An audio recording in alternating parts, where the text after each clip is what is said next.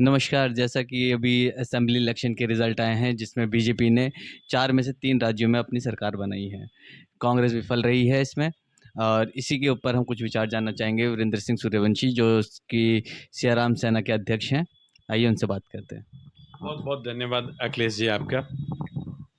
और देखिए, आज तो वैसे खुशी की बात है कि भारतीय जनता पार्टी ने, जनता जनार्दन ने जो निर्णय सुनाया वो बहुत ही बेहतरीन रहा।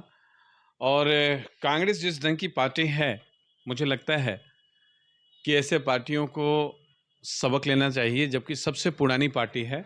और भारतीय जनता पार्टी को बहुत बहुत बधाइयाँ तीनों स्टेट के लिए। जैसे मध्य प्रदेश हो गया, उसके लिए बहुत बधाई। और राजस्थान के लिए ढेर सारी शुभकामनाएं, बधाइयाँ। और छत्तीसगढ़ के लिए भी, हालांकि इसकी उम्मीद नहीं थी कि छत्तीसगढ़ में बीजेपी, भारतीय जनता पार्टी निकलेगी, लेकिन बहुत ही अच्छा रहा। सो ढेर सारी शुभकामनाएं भारतीय जनता पार्टी को और उनके कार्यकर्ताओं को। जैसा कि अभी जो इलेक्शन के रिज़ल्ट आए हैं बीजेपी गवर्नमेंट के फ़ेवर में इसमें क्या लगता है कि बीजेपी गवर्नमेंट ऐसा क्या ही कर रही है और उनकी जो टॉप लीडरशिप है वो किस तरीके से काम करती है कि उनका रिज़ल्ट इतना पॉजिटिव आता है और दूसरी तरफ बाकी जितनी पार्टियां हैं देश की वो विफल हो रही हैं ये कई सालों से। देखिए, अगर हम बड़ी पार्टी की अगर बात करते हैं तो उसमें कांग्रेस है और भारतीय जनता पार्टी, ये दो बड़ी पार्टियां हैं जो निर्णायक भूमिका देश में निभाती हैं। चाहे वो असेंबली इलेक्शन हो, लोकसभा का इलेक्शन हो, या कोई और अदर इलेक्शंस हो। अब लोग जागृत हो रहे हैं, सनातन के प्रति जागृत हो रहे हैं। और अगर कांग्रेस की अगर बात किया जाए तो इनका कुछ अता पता नहीं है। कभी ये हिंदू बन जाते हैं, कभी उसके अगेंस्ट में चले जाते हैं, कभी ये क्रिश्चियन बन जाते हैं। तो इस ढंग की पॉलिसी रही। इसके साथ साथ जिन राज्यों में कांग्रेस की हार हुई है, उन राज्यों में अगर हम राजस्थान का बात करें तो वहाँ पे बहुत सारा बलात्कार, गुंडागर्दी और इसके साथ साथ हत्याएं हुई हैं, लूट हुआ है, और जिसमें सरकार विफल रही है। इसके साथ साथ कांग्रेस का जहां तक सवाल है, आपको याद होगा ये वही कांग्रेस है जो राम मंदिर बनाने के अगेंस्ट में थी। तो ये तो एक बहुत ही किस्मत और भाग्य की बात है कि भारतीय जनता पार्टी के सरकार में 22 जनवरी को रामलला का मूर्ति का वहाँ पर स्थापित हो रहा है और ये मनाया जा रहा है। ये सब बहुत सारी चीज़ें हैं जिससे भारतीय जनता पार्टी बढ़त बनाई, आगे बढ़ी। जो सोए हुए हिंदू हैं वो जाग रहे हैं, जो सेकुलर हैं वो कम हो रहे हैं। तो जैसा कि बाकी की पार्टियां कहती हैं कि जो बीजेपी है उनका जो जीत का असर है वो सिर्फ इस वजह से है कि वो सांप्रदायिकता की राजनीति करती है। क्या आपको भी यही लगता है कि जो रिजल्ट आ रहे हैं वो इसी के फेवर में है?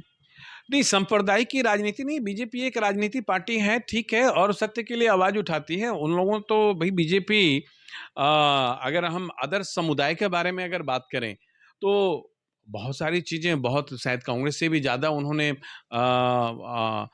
बहुत सारी स्कीम्स वगैरह निकाला है और लोगों को डायरेक्ट बेनिफिट भी दिया है। उन लोगों के लिए भी मकान दिया है। तो ये भेदभाव ऐसा किया नहीं है। हाँ, ये जरूर है कि जो सोए हुए लोग थे, सैकड़ों की संख्या जो ज्यादा थी, तो वो अब जाग रहे हैं। तो ये सबसे बड़ा रीजन रहा है। और इसके साथ साथ जो भारतीय जनता पार्टी के कर्मठ कार्यकर्ता हैं, क्योंकि किसी भी इलेक्शन को निर्णायक मोड पर लाने के लिए उसका कार्यकर्ता का बहुत ही अहम भूमिका होता है। तो इनके कार्यकर्ता जिस लेवल पर जाकर के मेहनत किए, तो आज उसी का प्रतिफल है कि भारतीय जनता पार्टी जीत का बिगुल जो है ये बजा रही है। ये तो है अभी के रिजल्ट के बारे में। इसमें एक निराशा भी है कि साउथ के साइड जो दक्षिण भारत का हिस्सा है वहाँ से बीजेपी साफ होती जा रही है धीरे-धीरे। इसके ऊपर आप क्या कहना चाहेंगे? क्या वहाँ पे कुछ कमियाँ रह जाती हैं? देखिए, अगर बात किया जाए साउथ का, तो भारत का सबसे बड़ा मंदिर, और जो कहते हैं कि एक जो धर्म का मूल स्थापना, और इवन ज्योतिर्लिंग भी है वहाँ पर, और बहुत ही बड़े-बड़े मंदिर हैं वहाँ पर। वो लोग धार्मिक हैं और वो लोग भी लौटेंगे। वो लोग भी कांग्रेस को बढ़िया से पहचानेंगे। और नॉर्थ को चेंज होना बहुत ज़रूरी था, इसका बहुत इम्पोर्टेंट रोल था। और ये चेंज हुआ, बहुत अच्छी बात है। साउथ की तरफ ठीक है, कहीं न कहीं उनको, चूँकि पुरानी पार्टी है, और जो भी उनके विचारधारा हैं, उस पे कहीं न कहीं उनको एक किनारा मिला है। लेकिन मुझे नहीं लगता है कि वो किश्ती उनका ज़्यादा दिन तक चल पाएगा। कांग्रेस पार्टी के अंदर कोई एक चेहरा ऐसा नहीं है जो मजबूत दिखता हो, इसके बारे में आप क्या कहना चाहेंगे? देखिए, कांग्रेस पार्टी अगर सच पूछे तो अपने आप में एक ड्रामा है। अभी भी राजतंत्र की ओर कांग्रेस पार्टी जी रहा है, और चूंकि इन लोगों के पास कांग्रेस पुरानी पार्टी है, हजारों हजार करोड़ रुपए का चंदा है। एक माता जी उनकी इटली से आई हुई हैं, बेटा का उनका दिमाग अनाप शनाप ही रहता है, वो क्या बोलते हैं उनको कुछ पता नहीं होता है। कभी वो मंदिर में जाना नहीं चाहते हैं, कभी वो मंदिर में जाकर साष्टांग हो जाते हैं, कभी हिंदुओं को गलत बताते हैं। तो जो इस ढंग का ये जो राजनीति करते हैं, अब तो उनका नाम भी लोगों ने पप्पू रख दिया। हालांकि ये चीज़ें नहीं होनी चाहिए राजनीति में, सबका रिस्पेक्ट होना चाहिए। बट कांग्रेस जो है वो बिना पेंदे का लोटा है, उसको जब मर्जी करता है उधर वो ढलक जाता है। और लोग भी जो है उसके पीछे पड़े हुए रहते हैं, क्योंकि कांग्रेस के पास पैसा है। कांग्रेस कार्यकर्ता को पैसा देती है, फैसिलिटी देती है, और उसके कार्यकर्ता आते हैं 5 स्टार होटल्स वगैरह में, वहां पर रुकते हैं, उसके साथ ऐशो आराम है। ये तो इस वजूद से सिर्फ पैसे पर वो पार्टी टिकी हुई है। हकीकत तो ये है कि उसका नेता भी जानते हैं कि हम कहाँ खड़े हैं और कहाँ स्टैंड ले रहे हैं। आप अभी कांग्रेस का भविष्य क्या देख पाते हैं? देखिए, कांग्रेस का भविष्य में भारत का भविष्य छुपा हुआ है। कांग्रेस का अगर भविष्य अच्छा होगा तो पाकिस्तान का भविष्य अच्छा हो जाएगा। कांग्रेस का भविष्य खराब होगा, पाकिस्तान का भविष्य खराब हो जाएगा। जब तक कांग्रेस रही, पाकिस्तान फलता फूलता रहा, आगे बढ़ता रहा। और ये पिछले 10 साल से कांग्रेस विहीन है। भारत की सरकार, कांग्रेस है नहीं, भारतीय जनता पार्टी का है। तो देखिए पाकिस्तान का कैसा स्थिति जर्जर हुआ।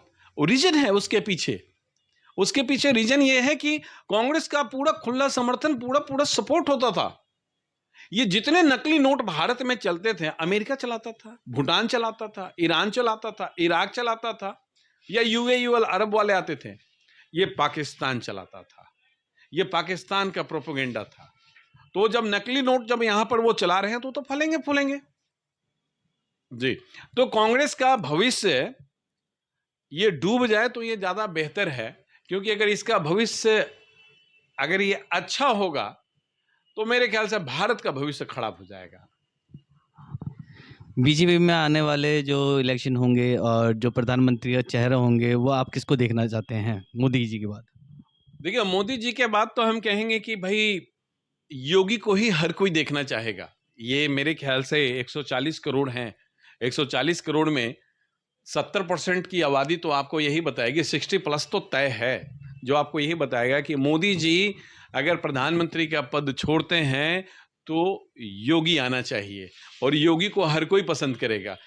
मसला किसी धर्म और संप्रदाय का नहीं है, मसला है देश को सुव्यवस्थित ढंग से चलाने का। ये बड़ा इंपॉर्टेंट है, और उसमें योगी जी का एक अपना आज तक के राजनीति में उनका बहुत ही अहम रोल रहा है। और जो वो योगदान दे रहे हैं, खासतौर पे जो भारत का सबसे बड़ा राज्य है, चाहे वो क्राइम में हो, क्षेत्रफल में हो, या हर दृष्टिकोण से, वो उत्तर प्रदेश है। और उत्तर प्रदेश में जो उन्होंने जिस ढंग से इतना बेहतरीन सिस्टम को बनाया है, मेरे ख्याल से ऐसे नेता को जरूरत है जो भारत के शीर्ष पे बैठे और भारत का विकास करे।